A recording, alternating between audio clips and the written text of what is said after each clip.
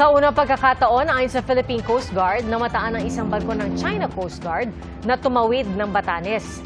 Sa Aerial Maritime Patrol ng PCG kasama ang GMA Integrated News kanina umaga, nakita ang China Coast Guard vessel na may bow number 4304 sa layong 110 nautical miles mula sa Ilocos Norte.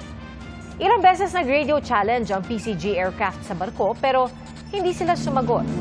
Ayon kay PCG spokesperson for the West Philippine Sea, Commodore J. Tariela, itong unang beses na nakakita ang PCG ng CCG vessel sa hilagang lalawigan ng Pilipinas.